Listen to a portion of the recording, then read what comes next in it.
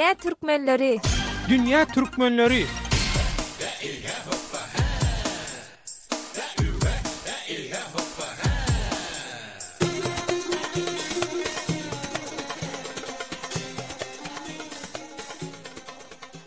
Azatlyk Radiosynyň Dünya Türkmenleri adly dowamly gepleşiginiň bugünkü sanyny 8 mart Halkara Ayal Gyýlar güni münasibetli türkmen gyýz gelinlerimiziň ykbalyna başladyk. Azatlyk Radiosynyň Dünya Türkmenleri gepleşigini Türkiýeden, ýagny Istanbuldan taýýarlap hem alyp barýan Döwlet Baýhan.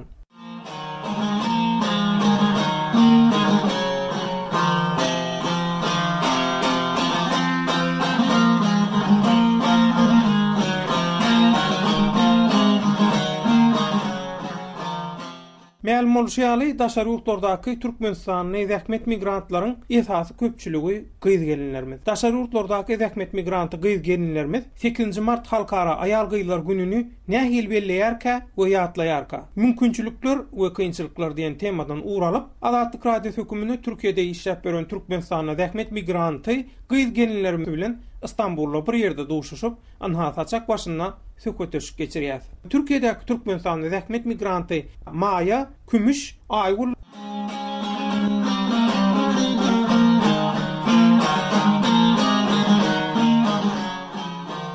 ilki bilen Bahar geldi. Baharın ýanynam 8 mart geldi. Halkara Ayal Gyýlar güni. Şu daşary ýurtlarda eklenç üçin işläp beren Türkmenistanyň gyýz gelinlerimiz 8 marty nähil ýatlaýaka. Şu Türkiýede nähil bolýar 8 mart? Döwlet siz bilen görüşmesek, siz bilen gürleşmesek 8 marta ýada düşen ok. Siz ýatlatdyňyz, gowy etdiňiz. Aslında şu bayramçylyk öz ýurdumyzda, ejemizden, kalkamyzdan, çağalamyzdan arasynda berlesek, gowy bolardy ýöne maňlaýymyzda daşary ýurda çykmaly bolup 5 ýyl bäri 8 mart ýyl bayramynyň näme diýeni bilemzok. Gije günü iş alada. Dangdan işe dik gitdiň, garanky düşen soň gelýän, ýene ertesi işdek gitdiň. Eklençlik bayramçylyk geldi düşen ok, dogry. Şöyle hani Türkmenistan bilen bäri denilmiyor aslında. Bu işinde de işleyen olsa da yazıp düşünýänmen. Hani yoksa kıyımçılıkların içinde hani diğerler ya Gowhor içinde bellidir. Hani böyle kulum parlak bilýändir belki de. Hani bu topar Gowhorlaryň içinde bolsadım bu derece parlak bilmezdim. Hani enem atam baý bolup munça hani bar dağlarım yer we ýer düzgün bolsa bana näme diýerdim. Menem böyle uçgunlaryň arasynda ha. Her kimler ýaly böyle Türkmenistanda stadionlarda şu ýerde bu ýerde gezerdim yani. Bana näme diýerdim. Yerinden tutup güçey olan klubuna el çarpardım yani. Benim o alkışlanlarım biri olurdum. Ama her taraftan bakma aslında. Hani ben şumat oturuyorum. 2 düğme kodu oturuyorum. Hawa gurundaşlığımızda galanlarımızdan devam edýäs. Hawa Maya, Hawa Kümüş, Hawa Aýgul. Aslında 8 mart bayramçylyk, uly bayramçylyk. Täze ýyl bayramy ýaly bellenýärdi da men Türkmenistanda mollum işlem soň täze ýyl bayramynyň idil ýanam 8 mart aýynyny görýärdik. Çağalar bilen aýdymdyr diýdi, saýdyr diýdi, tansdyr diýdi. Uly bayramçylyklaryň biri bolan. Näçe ýyl bäri şu ýatlap oturýan şu bayramçylyklary. Taýda bayramçylyk bellemäne elinde ýonok birinciden, ikinciden hem Türkiýede Türkmenistanyň ýaly täze ýyl bayramy 8 mart bayram bellenen aken. Näme üçin bu gyýz gelinlere bärde hormat goýulanok? 8 martda gyýz gelinlere goýulan hormaty ýatlama diýen ýaly bellenilýär. Belleýärler telewizorda, habarlarda da aýtýarlar ol edil. Biziň ýurdumyzda ýaly bellenaklar, biziň ýurdumyzda näme bilen hemme idaralarda. SSR öňkü şol kommunist sosialist rejim bilen baglanşykly bolup bilermi? Hawa şo Soýuz döwründe Ruslar bilen bile ýaşaşyp ýörkäk. Şolaň uğruna näme bizde de adet bolup galdy da Türkmenistanda. Täze ýyl bayramam 8 martam uly bayram asaplanýar. Bizde bu taýda oňanlar. Öz ýurdumyzda bellesedik, öz ýurdumyzda ýaşasadyk, çağalan enemizin atamyzyň arasynda bolsadyk diýär. Gatygyna ýan-ýöne diýjek bolýar. Benim belki bular doğum günlerine beýle bir uly dawarda nemeden oklar, gaýtyp taýdan oklar ha.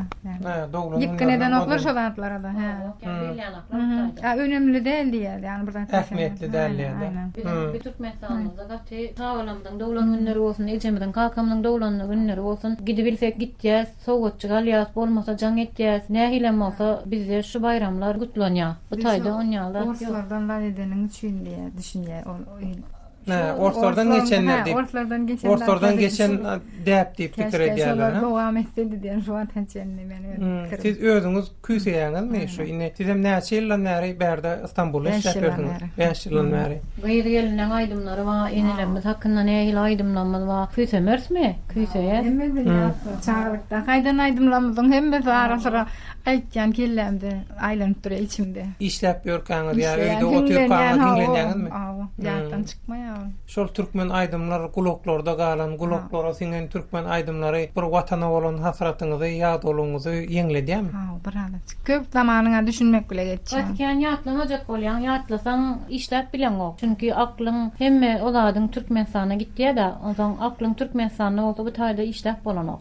Şoň üçin birazajyk ýatdan çykarmasaňyz, gelen ýylmam şey diýdiler, türkmensany ýatdan çykarmasaň işläp bilmersiň diýip. Edil her gün ýatlap bilem, zok wagtymyzam ýok. Ýüregiň agyrýa, hassa bolýan. Şoň üçin känwer nemetjegem bolan doktor. Hawa Kümüş, ne gelneje siz berde İstanbulda işläp ýörsiňiz-de, nähili iş şertlerini? Ine şu 8 martda ýatlama diýaly, nähili iş şertleri gaty agyrmy? İş tapmak ansa? Ya işleýär, tertip akşam gelýär, ondan soň 8 martda ýa-da düşünok, berde bir gaty bir önemli görmeýärler o ýerde. Rahmetleri noktor diýenler. Türkiýede ýaşaýar diýip bir Türkiýede pul ýagyp duran rüýtdiýerler Türkmenistanyň adamlary. Bu taýda çekilýän azaplar, bu taýda edilýän işleri görseler, gaty kynçylyk bilen gazanýas, dogrusy pul bar. Dediň iş bar. Pul bar ha. Ýöne agyr işlemek kyn ha. İşler agyr. Aýgül, Türkmenistanyň gyýdgeleriň Türkiýedäki zähmet migrantlygy talabanlyk diýdiňiz. Näme üçin? Muň sebäbini düşündir aýsaňyz. Demeklediğin bunların gözünde biz näçe akıllı da bolsak, näçe biz özümüzün törümüzde bizim yerimiz, öz öýümüzde bizim yerimiz. Yani başka bir kesekinin 7 ýadyň gatysynda sen näme düşünýärdin? Hyzmatgarsyň. Hani biz Türkmenistanyň bunu kabuldan bilmeýän gyzlarymız, gelinlerimiz var, çydap bilmeýänler var. Bu aslında hiçbir şekilde namussuzlukda ya olmasa utanacak zat yok. Bu sen birinin kulunu atanam olsa halalca zahmetine siyan. Hiç kimin kisesine göz aradana, hiç şeyle haramlık edana, hiç kimin parasını, pulunu, malını çalana sen halalca bununla işleyen öz hakkına yok. Sizi önlerde, hani erteklerde, hikayelerde duyduk talabanlar diyen bir söz vardır. Hani aksına alır, işleder. Biz şuma o tarzdan hani dünya Türkmenleri nerede bayram geçiriyor, işte gayret nerede bayramları unuttunuz mu, unutmadınız mı? İşte unutma, aklından çıkmaya yönü bunu belli bir şekilde her gün bu bayramı kutlap bilmiyor. Her günü de kutlamayarlar. Kendir. Mesela Türkmenlerimiz, Türkmen cananlarımız kendir. Bunların köpse öğün içinde işliyorlar. Mesela başlıkları, hoca oyunları. Bayramın senin hali gidiversek çıkın cevaplarını yani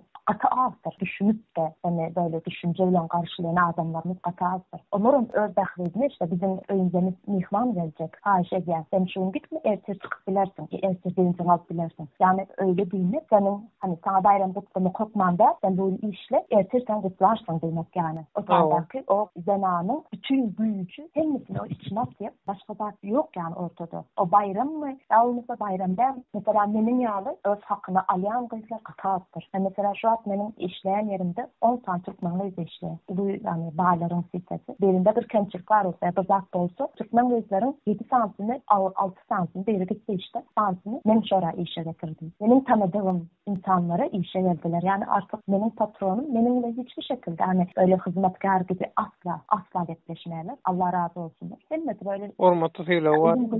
Ölüm gıydı seyrediyorlar. Hani öyle zat yok. Yani ben her zatın öz yeri var. Hani ben özümün nerede duracağımı bilenim için onlar bana nerede durmamı gerektiğini ait bilmiyorlar. Çünkü ben bilemiyorum. Ben nerede oturup nerede duracağımı bildiğim için onlar bana aitmesine gerek kalmıyor. Yani kahve gelmiyorlar. Özlerimin hakkını alt bilmem. Hani hakkını alsan da işte karşındaki insan senin duygularını düşünmeyen insan olsun. Hani tapazı yok yani. Ne yapacak? Yani o zaman işten çıkıp git diyorlar.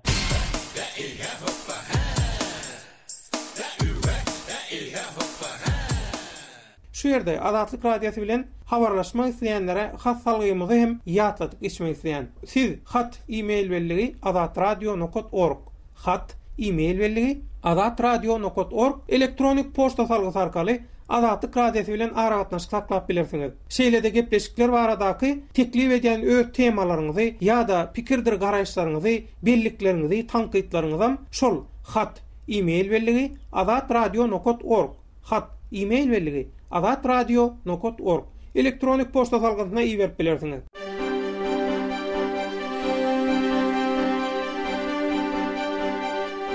Gaderly dinleyijiler, siz Azatlyk Radiosyna informasiýa, maglumat bermekçimi? Zey diýsen zey wasyp ýatyr, ot diýsen ot wasyp ýatyr. Neber suwun gadyň bar ýa nerleriniň işini ot şeýle atda. Her getdanyň bir toniýa 500 kilo palta alýandyr ýaşonam alýan näler soradım. Şikayatyňyz barmy? Bizde deputat saylandan biz onu tanamız yok, kimliğinden bilemiz yok. So deputat adamı tanamız yok, hiçle kömegem yok. Derdiňizi köpçülüge ýetirmekçimi? İtin gymmatlaman sebäbim şu meydanlarda mallar hor diýip gurrunma. Bizim Moskovadaky 7 926 236 04 55 nomerli telefonumda jaň edip sesiňizi, eger bizim jaň etmegimizi isleseňiz, öz nomeriňizi ýene bir gezek gaýtalaýar. Moskovadaky 7 926 236 04 55 nomerli telefonumda galyp hem SMS ýollap bilersiňiz. Azatlyk Radiosynyň Skype adresi Azatlyk Radiosi goşulyp ýazylýar.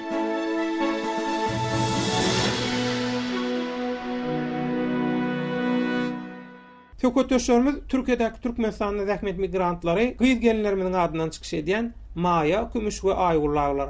Hawa gürüňdeşigimize galan ýerimizden dowam edýär. Şeý diýerler-de, meselem Türkiýäge gidýärler, şolar ýalaky kynçylyk çekýärler. Şoňa degermi Türkmenistanda da şolar ýalaky agyr işde işlense, pul gazansa bolýar dat diýerler. Siz genelje şoňa goşulýanyňyz şu pikire? Türkmenistanda da agyr işler beşleseňe edil bunýalak gazansa. Galan geldoga, taýynyň galanjyaly. Genelje şu İstanbulda işläp beren, umumyň Türkiýede işläp beren gyýyz gelinlerimiz barda. Şolaryň hemmesi şolar ýalaky kyn şertlerde işleýärmi? Bu pul gazanjak bolsaň hökman agyr şertlerde işlemelimi Türkiýede? Yeňilrek şerti bolup bir oňşar ýaly pul gazanıp bolýan işler ýokmu bolam? Men tanadyklarymyňa bar şeýle işleýärler bilýärmi başga arkadaşlarda o işlerde. Olaýmasa ularak bir işgäriň öýüne 3-4 kişi bolup işlenýän işler gawat gelip şansyňa olaýmasa bu taýda da yeňil iş ýok adýar. Ýeňil meni gawat gelemok, meniň 5 ýyl bäri gyzlaryň köpsini işe goýmana kömek etýän bolyn. Aňsady iş ýok. Ya 3 çağal maşgala çetaj öýe seyretmeli çağalarynyň ütügi diýdi. Nahar diýdi. Aňsady iş ýok. Aýgul unha Maýa bilen Kümüşi dinläp otyr. Türkiýede işleýänleriň hemmesi dogurdanam şeýle kyn we agyr şertlerde işleýänke. Türkiýede yaramaz ýola baş goýup, aňsat hem ýeňil eklenç diýip ýörenler bar diýilýär. O yolda gelenler, onlar zaten uyum içine girip işlemeyeler böyle. Bak, anılmaydı. Onlar geliyor, o tarihten gelişi al Aksaray'a veya Laleli'ye gidiyorlar. Bu işi öğrenmek için. Sırf bizim gelin kızlarımızın köksünün yani bilmek için bir şirketle anlaşma yaptı. Bunlar 3 sene yok. Gelen gelin varsa işe koydu. Birinden $50 alamazsa birinden hiç almadım. Yani işe koydum da bir verilerinden plak verirler ama. Kız yani bizim öz Türkmen kızlarımız şöyle bile para işe sokuyor. Geçen işe koyuyorum onu. O da senin yağı işli. Ya o da senin birinin zamını yok, birinin aynısını yok, birinin fotoğrafını değil. O da senin yağı işi değil. Sen nerede olursun onun elindeki $100, $50 pulunu? Öyle vicdan. Hani öğrenin en dik önünde kalmaz diyorlar ya. Dik var. O eldiğimiz bizim belki hani 30 sene 40 sene gider yani bu. Sen böyle bizim yaşlarımız öyle gider yani. Halkın dinlep böyle biraz böyle hani kızların, gelinlerin, şurada işlep yürün kız gelinlerin biraz gururlanması gerek. Hakikaten bir insanı yaman diyorsak elbette yaman olur.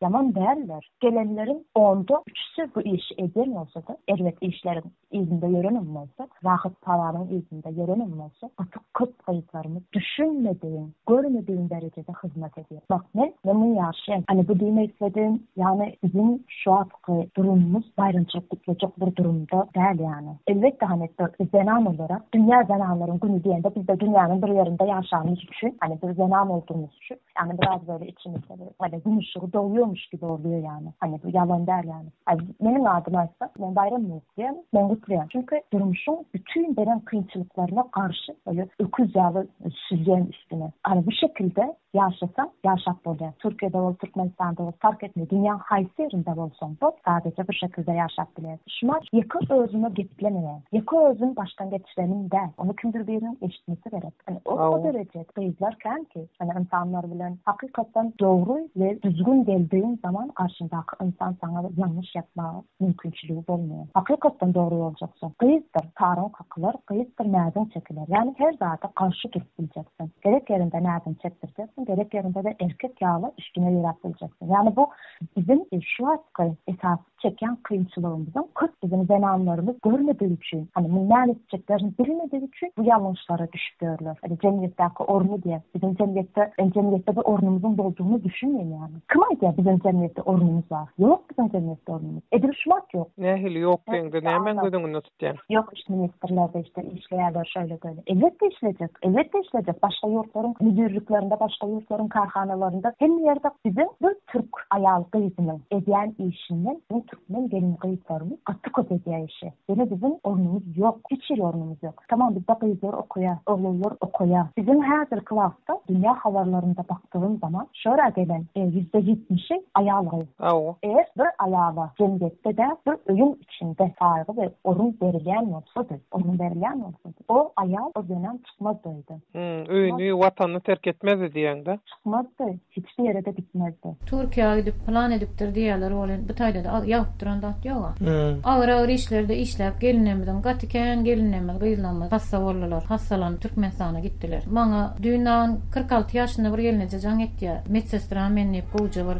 $700-800 iş olsa deyip ağır hasta da olsa seyredecek deyip 46 yaşansan dışarı yolda gidip bir hasta seyredip pul kazanmak şu hiç o Türkmen gelin aylarına yakışacak da derler. Gıynan yan. Geçen tapar 62 yaşında bir ayarlı olmadı can etti. İşlemeyene geldim. Çağalama pul uğratacak bir kovuca iş yok mu deyip. Oturan yerimde hayranı alıp ödüm. Can etti yerlerim ben şuna inanam yok da ödüm urleşyanım ben. 62 yaşında gelenem ma işlemeyene deyip. Anırda ine täze iş orunları döredilýär hawa. Ondan prezident uydurş beripdir şol Ähmet ministrine inhaşlar ýalaky boş duran orunlary adamlar yerleştirilen nokta deyip. Hakikaten hem Türkmenistan'da bular ýalaky iş orunlary bar bolsa adamlar näme üçin gaýdýar kadaşlar? Inhaş 62 yaşyndaky gelen mollum ayal işleýän ayal näçe ýyllar işe girjek bolsaň bir topar $1000 soraýarlar diýär. Ol etrapdan ol etrawa geçjek bolsaň $2000-3000 bersen geçireň nidiler diýip. Şeýdip mollum ayal gelişýär ýani. İşläp gören işinden birazçyk oňşman çykypdyrlar. Aýly üçin gije ünne işleýän $1200 amadan bilenmok diýdi. Gözüm atlar aýly mollumdan beri. Meni şoňa gatdygynan ýanna 18-20 ýaşlylamadan gelmesin, hiç gelmesinler ama 18-20 ýaşlylara ýaş diýen 20 ýaş, 30 ýaş, 40 ýaşa çenli gelsinler, 62 ýaşyndaky, 56 ýaşyndakylar jaň edip işlemegine geldim gyýdym. İş tap, iş bilýän ýeriň bamy diýerler, on hayran alýanlar oturup hayran alýan. Biri doktor, biri mollum. Hiç bir Türkmenistanyň prezidentiniň şoňa güýji ýeten okmaka. Şu goloýda habar çykdy, $14 diye bermeli edipdirler diye gıydı gelinlere prezident. Şu pul sowgat verilmegine prezidentin şey edip her yıl gelin ýyllarymyza sowgat berip durmagyna siz näýeli baha berýäňiz? O da bir uly bir näme, ýani kömek diýen ýaly bir näme. Siz döwrüňizde de badym şol? Biz döwürde de çağalamada 200 manat berýärdiler. Näçe dollar bolýar? $15 näçe. Şu teorik. Mena ýadymdan çykdy aýdy dollar ölen Türkmenistanyň manady. 18 şoňalrak bolýandyr. O bala haçandan beri marol. 7-8 ýyllary bahadyr ol. 7-8-10 ýyllary berilýär ol. Berilýän pul ol täze. Çoňa näme alyp bolýar ýa? Çağalan ödüne ýağlyk alarsyň, köýneci alarsyň, bir köwüşik bolmuş ödüne bir datçyk alsa da begenýäň da. Aýgul, siziň pikiriňize görä şu Türkmenistanyň zähmet migranty gyýdgenlerimizi Türkiýedäki talawanlyk durmuşyna iterýän sebäp ýa-da sebäpler näme bolup biler? Häzir bizim näçe sany çağalarymız we näçe sany garry enelerimiz hiç kimsiz. Geline zerurluk bar bolaydy. Olayda bir ene zerurluk bar. Menim şurada işläp ýörän ýerimde gözüm bilen görüp görenim 3 sany, 4 sany gelinler bar. Gelin bar. 4 de bapdy. Emnetiniň 2-den 3-den çağalary bar. Türkmenistanda mı? Awwa, gün serediýär çağasyny, ejeleri, gaýynlary, erler serediýär. O äre onda biz näme üçin bardyk ömrümizde böyle işläp ýörjek. Hani öz adyma geplen zat, olaryň adyma geplen. Enem tam işläpdir, tamam, ýar bolsun. Madem sen çağan enemi taşlap gaýdan, näme üçin arymda gelmedi? Bu ýany normal ýani senin üçin. Bu näme? Bu gorky da adamsa. Hadi sen git da men öý salaýyn. Gorky ýany garşy çykyp näme üçin sen öý salýan? Öý bile salar gelensen. Hadi düşün onu. Bunu aýdyp bilemezsin gelmezse. Çünkü bunu aydan vaktinde ölünce tayamayacaklarını biliyor. Ya da ayrılışıp gideceklerini biliyor. Ya da bir şekilde enesinin atasının şu sözü vardır. Ay ne olsam bol durumşa çıkan son vurmana bir gep getirme. Ona aytmaz değil bir kızı. Eğer onu aytacak olsa o zaman sen o kızı ömrünce hem de adın vereceksin eline. Verip bir kuşacaksın eline. Onu sana aytacak. Yani yaşlıca 18 yaşında kızlar yapıyor. 18-19 yaşında kızlarımız yapıyor. Olur ne diye? Olur öğün işinde. Öğün işinde bir yıl işler veya 2 yıl işler. Beri alıştıktan sonra berde şimdi birine aşık olurlar. Değil mi? Evet. Yani durmuşun kanunu yani. Evet. Ondan sonra bir yanlış bir sebep bilen bir cesaretlik olur, şu olur, bu olur. Ondan sonra devlet izni almaya, izni alırsanız kızlara yani tapmadın mı derdi. Yani öyle mi? Böyle mi? Nereye gidiyorsun Türkiye? Yani Türkler öyle oldu, böyle oldu. Onlara tabi geplemene hakkı yok. Zaten sen onu düşünecektin. O kıyıp çıkmadan onun uçağını koyverecek derdim. Yani çünkü okul mu koyacak? Derler ama koyduk. O zaman okul verecek. İş mi yarak? Ama işte o zaman iş verecek. Yani bize değil istediler. O yerde bu yerde yani öldünüz. O tarzdan atasının, enesinin pulunu okap, anırsında varlı olan insanlar ya yoklu, hiç tadı görmedik cahiller değil istediler. Türkmen kızları bizim gidip namusunu bir yere çürep diyorlardı. Yani beni özüme mi koşuyor? Yani bu şöyle gelip hiç kim aslında yani bütün bir ümmetin adından geplemek ata ağır zattır. Katı kıyın ve katı ağırdır, yüktür. Yani hiç kimin adından gitmeyecek dersin. Yani benim gören insanlarımın adından ben arkan gitmeyeyim. Çünkü yanlış, kötüde gezdiren bir insan ile elleşmem de, görüşmem, getleşmem de. Hiçbiriyle. Ne şuun 8. Mart Halkara Ayal Gıylar Günü. Şu Ayal Gıylar Günü'nü İstanbul'da işlep gören zähmet migrantı var. Türkmenistanlı gelin hükümünü bizi şu an dinleyen oturan dünyanın durlu küncüğünden dinleyen Türkmenlere öz gıyız gelinlerine de ne aytmak isteýäňiz? 8. Martlaryny gutlaýar. Canlar sağ olsun. Edil daşary ýurda gitjek diýip arzu etmesinler. Daşary ýurtda da bir aňsat gazanç ýok. Yerleşip bilýän bolsalar öz ýurdumyzda işläp, öz ýurdumyzda gazansynlar. Ýöne gynanýanna mollumlara, doktorlara aýlyklaryny bir taýda eşitýär bolan hayran alýar. Hepden al tüni işläp aýda $200 gaty azatda. Gaty azat. Şu taýda häzir mollumçylyk edip bilseň $1000 alyp bolýar. $1000. Biram hepden 6 günemde, hepden 4 güni, 5 güni. Belki 3 günü. Belki 3 günü işlesen $1000 alyp bolýar. Ne üçin bizim Türkmenistan döwletimiz şu zatlary bir düşünüp, şu zatlary pikir edip gelinlemez gyzlanmadan öz ýurduna, gyzyna gelmek üçin bir aladalar edilen okmaka. Neçe ýyl 10-15 ýyl bäri gelinlemez gyzlanma daşary ýurtda. Gidesimiz gelýär, menem gidesim gelýär. Nädik gideýin? Menem mollum häzir baryp Türkiýe gidip geleni mollumçylyga işe alanoklar diýen bir ses neme geldi maňa gulama. Indi oňçynam gidebilemok. Men gidesim gelýär. 5 ýyl bäri bu taýda hawa şükür oglum okutýan gyzma meçik gelýär. Olen onam häzir Türkmenistana barsam, onam universitetde okutjak bolsam näde bu kadar $200 bile. Onsoň daşary ýurda gidip gelen odan iş almayan olsalar näde parayn? Gidesim gelýär, ejem kakam göresim gelýär, jylem göresim gelýär. Şon ýaly ýani ata watan ile zat gaty güýçli da küýseýär. Şoň üçin kän ýatlam dawam ýatlasaň ýüregiň agyryp durýar, hastalanýan, ondan şoň üçin hepde bir sapar, onuny bir sapar jaň edip ejem kakam ýagdaýyny toraýan. Näme wagt geljek diýerler, Allah jan ölüm zulüm talmasyn ara. Näme diýin? 8. Martlar gutly bolsun, gelinlerimiziň gyzlanmadan saglyklaryna seretsinler, saglikly bir ırsırly döwletli ýyl bolsun, Allah jan. Ne, sağ olun. Elli sesin goşlaklaryňyza. Aýdanlaryna goşulýan. Saglyk dileýän, ömürde bilen hemme zadyň sakat saglyk bolsun. Näme diýin? Bir ütüçlük çykdy diýär, Türkmenistanyň prezidenti aýlyklary plança dolar edipdir diýseler, özüme häzir bir güniň içinde 4-5 samolyot dolup ýygyna bararym ka diýär. Edil öz milletini, bir öz gelinlerini, gyzlaryny, biziň türkmen gelin gyzlarynyň bu taýda nägileki elle tutulýanyny görseler, biziň Türkmenistanyň prezidenti bolar, ministrler bolar, hayran galarlar. Biziň gelinlerimiziň arasaçylyk urundan, nahar urundan ütü yapmadan bilen ok bolan gelin gyzlary. Ütü etmeden bilen oklar. Biziň gyzlaryň gatlanyp da berde, her hili kıyın şertlerde alıştyk her bir işlere. Biziň gyzlanmadan gelinlerimiziň hünerini Türkiýanyň adamlary gaty hayran galyp şoň üçin gowy pul berýärler bu taýda. Ýöne alýas $700-800 miň dolarlap aýlyk alýas bolan, daňdan 6-da turýan, gece saat 12-de ýerine geçýäňde. Uzak gün aýagy üstünde. Kynçylyk bilen gazanýar. Şoň üçin bir diýär, bir habar else diýärse Türkmenistanyň prezident bir ütüçlük. O çağırdy, soňam etmedi. Ona näme etjek? Ine 4 samolyot dolup gider diýen. 4 samolyot dolup gitdi, hiç kim iş bermedi. Ondan näme etmedi? Yok, ilki biz onu bileriz. Oň alam näme derler? Bizem ýokary bilimlidir. Ha işe durup şu daşarurta aýlyk alypdyr diýseler gider döwlet. Ine bardatda daşarurta işlemeklik şu Türkmenistandan gelen gyz gelinlerimiziň bir dünýä garaýşyna, durmuşa seretmegine nähil täsir edýär? Taýda daşarurta Bir köşklik görýäňiz meni daşarurtan gelip şu Türkiýede işläp gören bir gelinden meselem aýdaly bir ýyl mundan öň gelin geliniň bir özüni alyp barşyna ya 2 ýyl 3 ýyl geçenden soň bir geliniň özüni alyp barşyna ütköşklik görýäňizmi? Bir zat ütköýärmi? Bolmazmy? Diňe pul gazanç tarapyndan seretmän, beýleki tarapdan seredende bir nähilliliginde bir durmuşy tejribemi diýen ya da bir daşarurt medeniýeti diýjekmi? Umumyň şu ütköşklik bolýarmy şu saatlarda? Bolmazmy? Gelece? Her taraplayından yani görmek bolýar, medeniyet urundan, her giyiniş urundan, hemme taraplayın.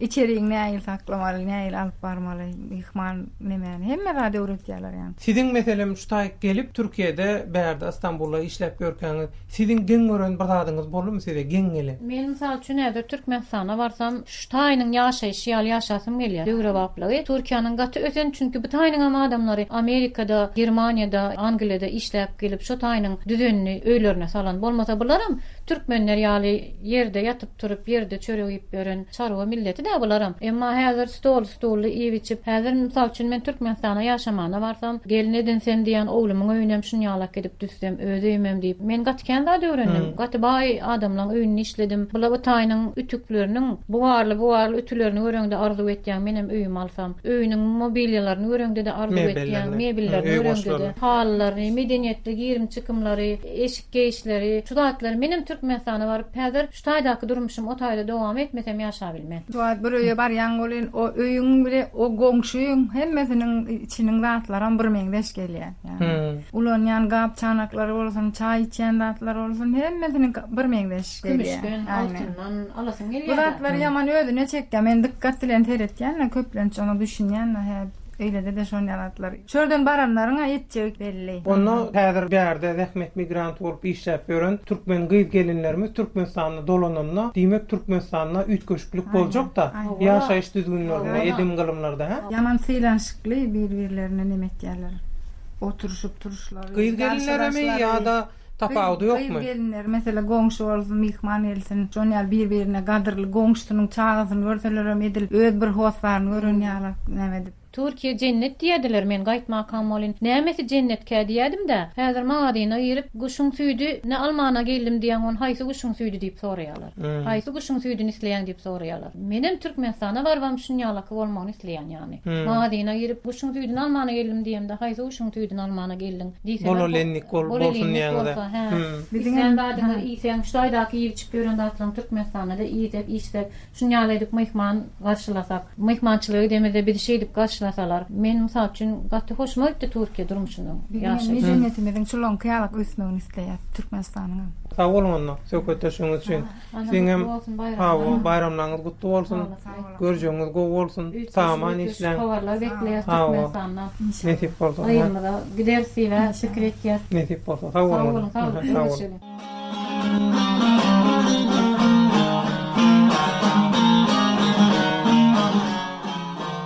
Hormatly radio dinleyijiler, gepleşigi Türkiýeden, ýagny İstanbuldan Türkiýedäki zähmet migranty gyzgenleriň jemlenşiginden taýýarlap hem alyp baran Döwlet Baýhan. Rowaşly kemraňyz bolsun, bagtyar günlerde görüşelim. Sag bolun.